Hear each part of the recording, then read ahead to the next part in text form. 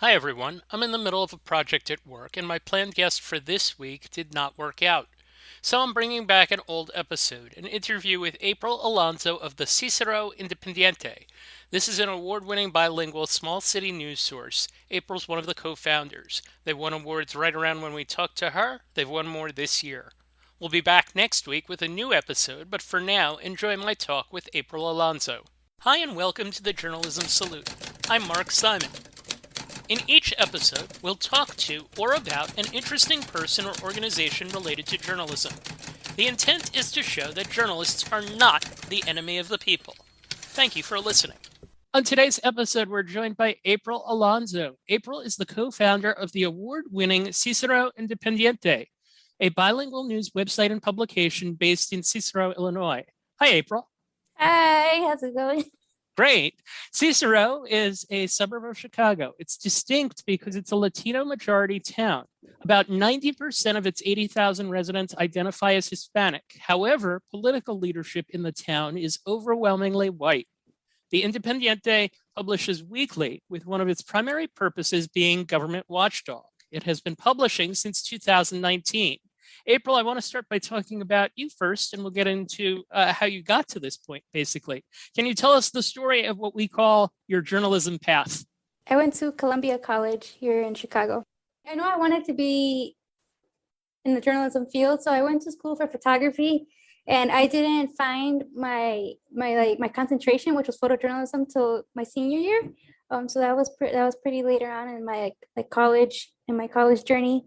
But after that, after I took those classes for photojournalism, or I had to take some in journalism as well. It was like one or two around the ethics of journalism. From there, I wanted to gain more experience and tell people stories through visuals. So I found internships, and the first one I got, which I was excited about, because I was like, yeah, like I want to be working at a newspaper right out of college for like a little bit. That was at the Chicago Reader, and it was for credit, which was nice. So it checked off some of my credits for school, and then I really liked it. But then from there, so it was bittersweet, because looking back, that was like my first introduction to a newsroom and how a newsroom works, and that's what also went on. I realized that a lot of times, like, I was just getting sent to places and not staying there to, in depth tell a story. Like, just take the photos, leave. Like, it wasn't much engagement with people. So from there, I wanted to focus more on the Latinx community. So from there, I found an internship it was a podcast called La Verdad podcast. It was like in the attic of someone's house, but it was good. Like, they had like a good audience, and they had like a good community of people that would listen to them. It was just talking about culture. But I also wanted a way to find solutions to issues that were affecting the Latinx community. So this was all 3 years. It wasn't like back to back where I had these internship experiences. So there was like a few years where like it would come. It was like every like year or so. This was like in a range of like 5 to 6 years.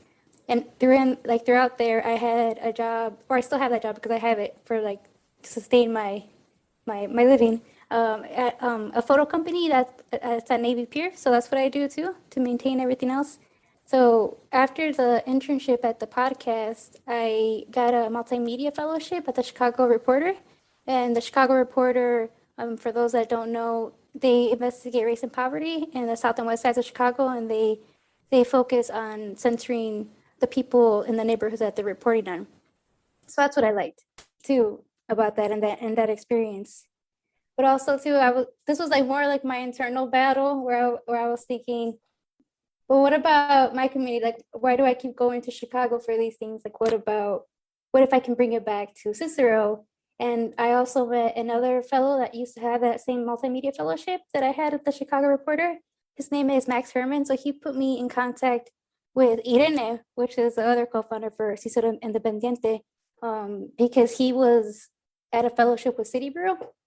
And yeah, which is also our fiscal sponsor, and we draw a lot of inspiration from them. But yeah, so that's how I met Irene, because Max Herman knew that she had this project idea of reaching community needs in Cicero. So we met up, and that's how it started. All right. So to fill in some blanks, how did your upbringing impact your journalism interest and how you went about doing your work? I think looking back when I went to school, I don't think it, like looking back, like when I, like at that age, I didn't think it impacted me, but now, not that it impacted the journalism. Well, I guess it did. It did in a way. Yeah, it did. Because I wanted to do like storytelling and share like access to information and news in a way that like my family can, like my dad can consume it the way my dad can, like he can be a part of it and it could be made for him and other people like him who are immigrants and don't speak English. So that way they can be involved in like what's going on and where they live and not be left out of all of that. So that's how I think it impacted it. So we had Bettina Chang of City Bureau on as a guest previously, and you mentioned that they're both a physical sponsor and people in your group have done things for them, what they call their Mhm. documenters program. I'm curious what your experience in that was like. I remember being nervous too because I had to go to local meetings, but it was a good experience, and that's why I was part of the documentaries program because this was at the beginning of the thing of what I said was like my internal battle, like where I was going to different communities to like be more involved and not coming back to Cicero, but all of that was tight. So like I ended up coming back and bringing that back to Cicero. But just that experience of engaging with people in the community, like these are real people, and like being there and listening to them talk during board meetings. And I remember like it was my first experience, even though I took like a journalism class, I didn't like having that real experience of being there and taking notes during a meeting and like and doing it live helped. And also I remember the one instance that stuck out to me was when I had to go to, it was a Logan Square neighborhood association, and just hearing how like passionate the people in that organization were about housing and Logan Square. That was like I just remember like listening to them being like kind of inspired and just like relating to them like they're really trying to create change here. So it sounds like all of this played a role in what you're doing right now. And now you mentioned one of your co-founders, the other, I believe, Yeah. Ankur Singh. The three of you have a common bond of youth. And I think it's fascinating that three young people, 30 years or younger, are founding in this case, a news weekly and a website to cover what is, I guess, somewhat of a challenging area to cover to be government watchdogs. When you were formulating a plan to get the organization going, like how did it all come together? Yeah, I think we all had different, we all have like different what's the word I'm looking for? Different reasons why we were interested in this. Like we all had different types, but the common theme that we had was that we wanted to bring transparency and access to information in Cicero and have that be local. Irene, she has organizing experience, and that has been helpful with centering the community engagement in our work. Encore's journalism background was like helpful in the beginning when we were trying to figure out how do we do this and publishing our first few articles. So Encore was a lot of help in that and kicking that off and starting it off. And with my background with photojournalism, and also like my digital skill set, I helped us make the website and put that online and format our articles. And that's where it kicked off there. Yeah. Okay, a couple of the organization's values, you mentioned them: community rooted, you live there; demand transparency and accessibility from government, you're clearly doing that; value collaboration, we all have something to teach; and always bilingual. I want to touch on Mhm. that last one here, that your entire organization, if I'm not mistaken, is people of color, right? Mhm. And bilingual is at the heart of what you do. And I'm just Yeah. curious how that plays a role in what you do. Yes. We wanted to make it bilingual, so that way what the information we were putting out was for the main population here in Cicero, that it could be accessible. Especially in Cicero, there's a big lack of transparency and accessibility to information in English. So even more so for those that speak Spanish, like, it's not accessible at all to them. There are translations here, but there's no engagement in making sure that people in the community that are Spanish speakers our monolingual Spanish speakers have access to that information that's being put out. So we wanted to make sure to not leave the Spanish speaking audience out, if that was like our main goal, to reach them. In the beginning as well, like we always had the goal, this was before we put our first print edition, we had the goal that we wanted to do a print edition to reach those Spanish speakers that we're not going to reach online, to have more engagement with them. And then we hit that goal a year later, so that was great. And I noticed, I saw pictures, I think they might have been like Facebook photos of someone who was distributing the print edition. And I'm curious what the challenges are of doing the print version. I think the challenges would be more on planning, finding someone to do our layout and figuring out a distribution. It got better. The first round, we didn't have a distribution map, and the second round, one of our contributing reporters worked on making a distribution map, which was really great and helpful. And we had volunteers come, and the volunteers followed that map to distribute.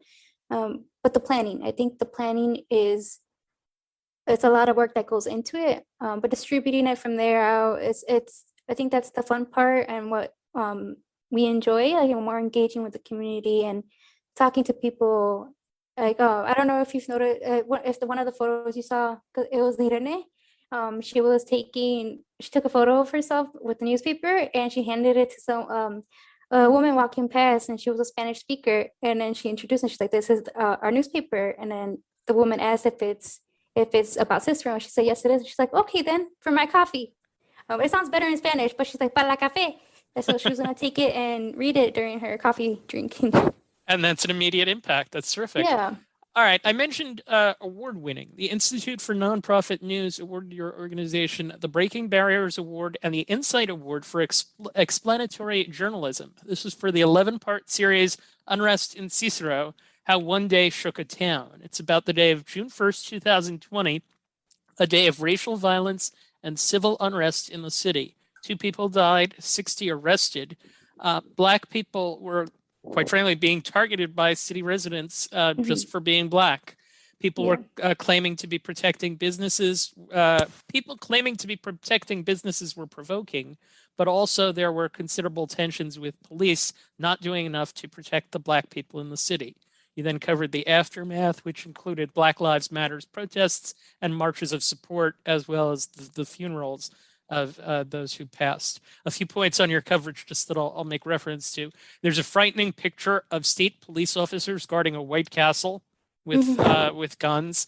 There's another of someone from the waist down who didn't want to be ID'd, who was holding a baseball bat, and another group of 5 masked men standing atop a Dollar Buster grocery store, keeping watch with assault weapons at their sides. Wow, that must have been something to try to cover. What went into the coverage that your group did of that? Yeah, I think there wasn't the intent to go out there initially to report. I think it was after we had this group text that was going back and forth of what was happening in Chicago. And for those that weren't here in Chicago during the unrest, after the Mayor Lori Lightfoot raised the bridges in downtown Chicago, all the protests went into the neighboring, in the neighborhoods. It went into the neighborhoods, and from there, that was where there was a lot of racial tension in the neighborhoods, and it kind of gave us a glimpse of what would happen in Cicero after hearing what was going on in Little Village and on the neighboring Chicago neighborhoods. So after a few people in the group and Cicero Independiente saw live streams in Cicero, they went out to step in by documenting what was happening. And I think that there was this feeling that we knew that, that what was happening was going to get, what's the word I'm looking for? Misconstrued, or was going to be taken out of context. So by documenting what was happening as we saw it happening was a way we can, step in and provide our input. Yeah, and after the legacy media that was there only showed the day what happened and like the violence that took place. So they weren't there to stick around and show the healing efforts and like the aftermath of what took place after the unrest happened. And it wasn't reflective of what was happening in the communities that we were seeing. So we wanted to address the anti-Blackness in the community through this series, and we documented a whole week of the efforts that were taking place. There was cleanup efforts. There was marches to stand in solidarity with Black folks in that live in Cicero, and to also hold accountable the town and the actions that they didn't take, or that how they didn't step in and provide help for Black residents that live in Cicero, and also Black people that were coming in and out, whether we're going to Chicago or in Cicero. And I noticed too that besides doing news coverage, there was a piece that pointed out this was a case of history repeating itself with white residents harassing Blacks in the 1960s. There was a piece on how to talk about Black Lives Matter with people from other generations other than yours, because there's a generation gap that you had to deal with. So it was complete coverage. What was your role in it? My role in it, I was more on the digital side, so I was putting the website together. And I also went out on, it was June 7th, the day, like the largest march that there ever was in Cicero, in the history of Cicero. I went out and took some photos there, but along with the other people in Cicero Independiente that were out that day. But they did more of the on the ground reporting and like live tweeting about what was happening. And the staff, the people that are doing the reporting for the most part are volunteers, right? So in the beginning, we're a volunteer run, but during that time, we're all contributing reporters. So they were all contributing reporters. Okay. So anyone, also too, in that series, we had, like you mentioned, the how this is history repeating itself. Those were opinion pieces, and we provided a stipend, not a stipend, but we paid freelance rates for everyone that contributed. So as Gotcha. a way, so they were all contributing in it. What was the reaction to getting the award? We were happy. Yeah, we were excited. And also, like, one thing to note too, there was also like on the flip side of that, we were happy. Maybe just to say, yeah, we were excited for it, and it felt huge. And I know there was like a joke about it, like we're award-winning journalists. Can we say we're award-winning journalists now? That was like something Irene had said. But yeah, it was exciting. And well, I can tell you that like that's partly how I found out about who you are, because of INN, certainly. What was the reaction of the people in the town to the coverage that you did? For the Unrest series? Yeah. It was mixed. It was mixed. Like there were, as the Latinx community, there's a lot of anti-Black racism in there that needs to be addressed. And even though we addressed it in part with the series, the comments that we were getting on Facebook were horrible about it. But it just dealing with like racist remarks and just like about the town, they're like they don't really, their point of view of how they responded was different than how we documented it. We didn't actually have an idea on how this would look like. Well, we just documented it for that week, and after that week, we came together and tried to see how this could work and how we can put this all together. And that's when we asked for community submissions, and we took inspiration from the timeline that Southside Weekly did on the events that took place in Chicago. So we had their help to put that together, and Bia, who did our layout, also did it for the Southside Weekly timeline. And without Bia's help, we wouldn't have been able to put this whole timeline together, which is what helped the community piece things together and how on everything that took place. But besides that, it helped. We also did surveys, and in those surveys, asking for feedback of how this series went. People mentioned how it helped them understand what was happening because of the timeline that we published. Because all they were getting were messages from friends or things they saw on social media, so they didn't quite understand what was happening. And our timeline broke it down for them in a way that explained what happened and how everything tied together. That's certainly what journalism's supposed to do. What kind of other things have you done from a government watchdog perspective? Um, well, the work we try to hold the town accountable as we can with our small team. Um, so we've been publishing investigations that Irene worked on with her fellowship, with type investigations about the school board and the school board's use of gang contracts in Cicero, and also another investigation. Well, it was two investigations. One was how the town used all of the COVID relief money of $100 million worth of COVID relief money to pay for police salaries in this year in 2020, like this past year in 2020. And another one was how another investigation that looked into someone that works in the police department and how they weren't put on, they weren't fired, or they had sexual allegations against them, and none of that was taken into account, or no action was taken on that person. And this is the sort of thing where if you didn't exist, this stuff might not come to light, right? Exactly. Yes. Yes. And that's one thing we try to do. We want to put information out there for people to know what's happening. What have you seen from the town in the last year? In the last year, so we know that they are, I think this is probably a good thing too. Like they know they're watching us now, and we know that we're watching them. So they'll put statements out in response to things that we publish. But it is still hard to get, like if we're trying to get comments to them, it's still hard to get into that. Sure, certainly the challenge of being a startup, I think, and essentially being somewhat disruptive with organizations that probably thought that they had no watchdog, no accountability. What are you doing to connect with the Cicero community? To connect with the Cicero community,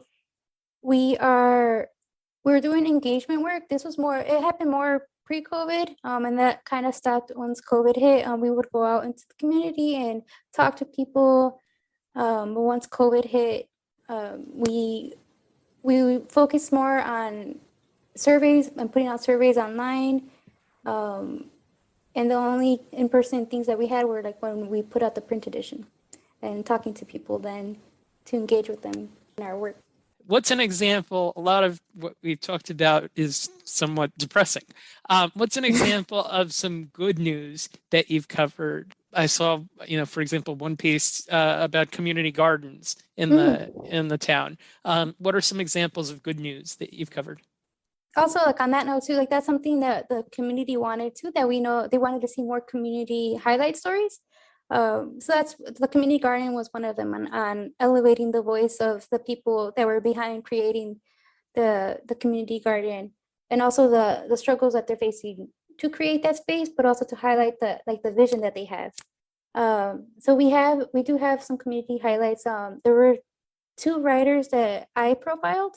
I took their photos and I profiled them just to show like the work they've done. Like they published their books, and that's like a big accomplishment. That's exciting. And one thing that actually led to it, one of the writers, their name is Jose Quiñones, and the local library reached out to Jose and wants to put his book in the library. Oh, terrific. It's exciting and wants to work on an event with him. And something like that seems small, but that's a big deal, certainly, to him.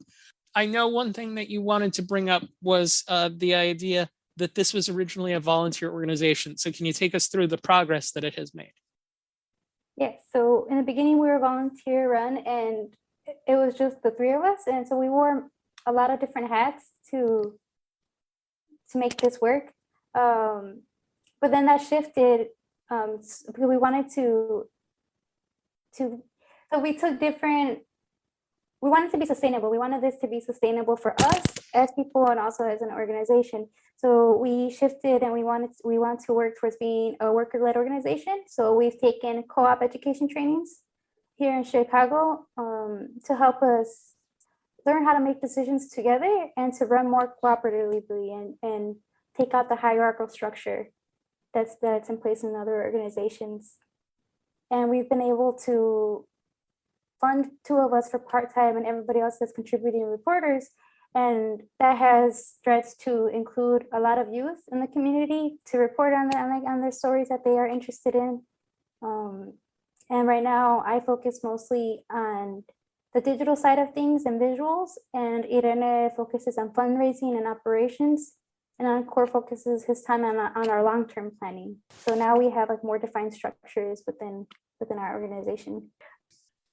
One of the things that makes your organization somewhat distinct is you have a mentorship program. I see you have students doing artwork. You had a high school student interview a classmate for a story on growing up LGBTQ. What are your mentorship programs like? Yeah, one of the, which is part of our mission, is to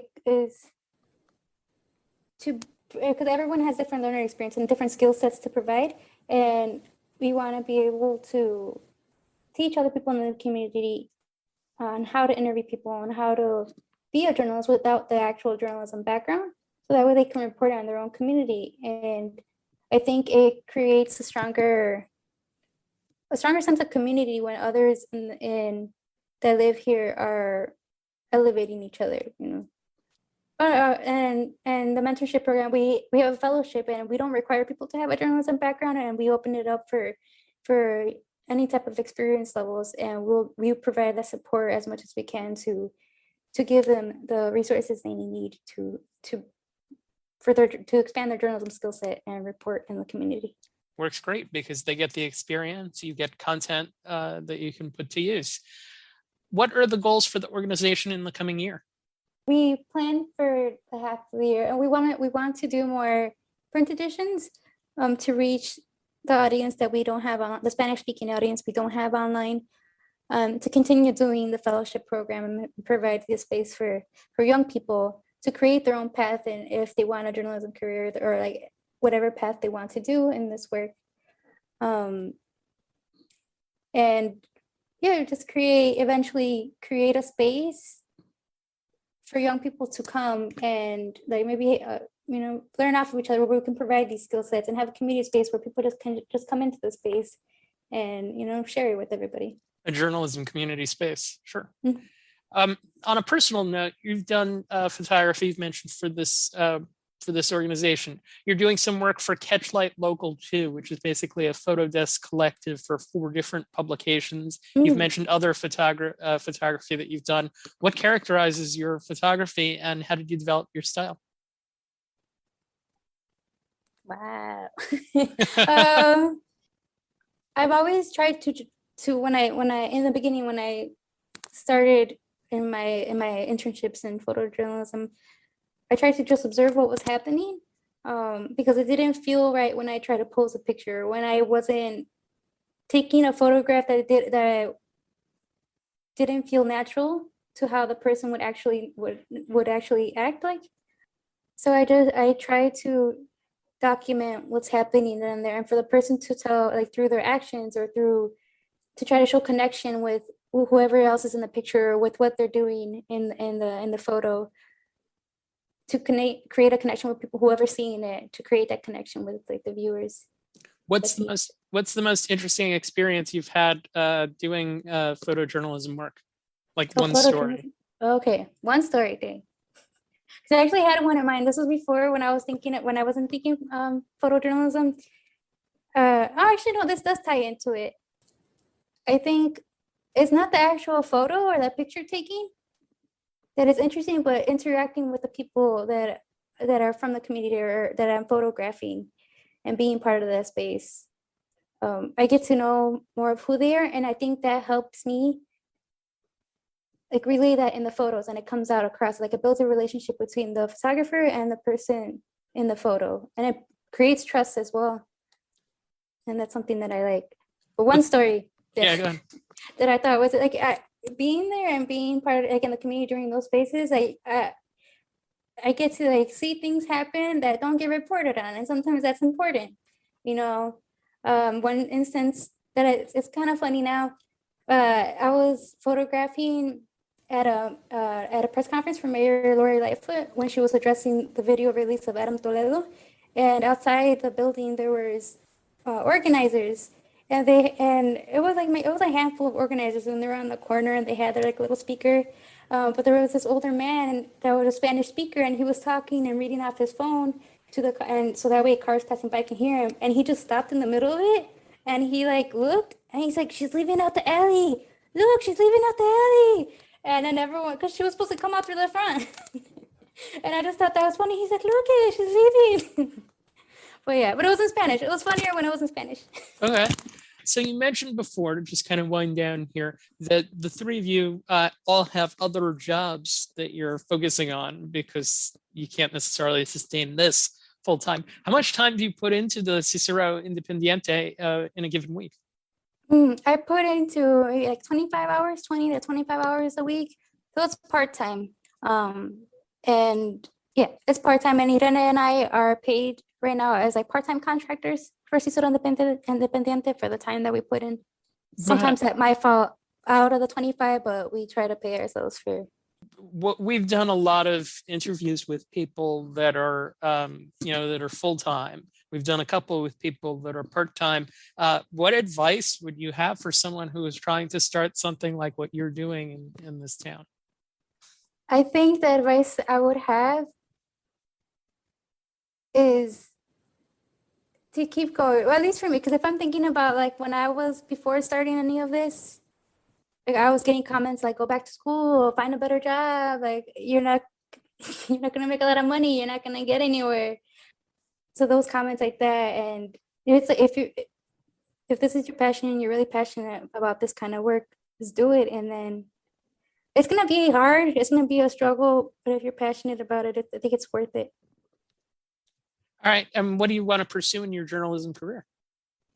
The main thing I want to make sure to focus is to be able to tell people's stories visually, and also to kind of change representation and make people feel that they're represented in the media that they consume, or in the photos or any visuals that they consume, and also to be able to share that with like that skill set with others, to be able to get more people into this and to continue doing this work. Right. And the key is for people like you to hopefully stick around. Yeah. Yeah. All right. So last question. We always ask, is there a journalism organization that you're not associated with? Meaning take the Independiente out of the mix, take City Bureau out of the mix. Is there a journalism organization that you're not associated with that you would like to give a shout out to, a salute for their good work? Yeah, I think I want to give a salute to the Tribe and Southside Weekly. They're both organizations that construct the way media can harm their neighborhood and try to better it. And also the Tribe is really unapologetic about the work they publish, and they make sure they serve their community, and that's what matters. April Alonso, Cicero Independiente, thank you for taking the time to join us. Thank you. I want to tell you about a podcast that I find interesting, Democracy in Danger. All over the world, democracy is getting turned upside down. Populism, autocratic rule, and disinformation are short-circuiting deliberation and consensus. The process is broken. The consequences dire. So what can you do about it? Join Will Hitchcock and Siva Vaidyanathan on Democracy in Danger. Each week they interview brilliant guests who are helping them save government by the people, one episode at a time. The last 3 weeks they've done a series called Some Fine States, looking at some issues with democracy getting disrupted in Texas, Virginia, and Colorado. Find Democracy in Danger wherever you get your podcasts, or visit dindanger.org. Thank you for listening to the Journalism Salute. Please let us know what you think of the show. You can find us on Twitter @JournalismPod, and you can email us at journalismsalute@gmail.com.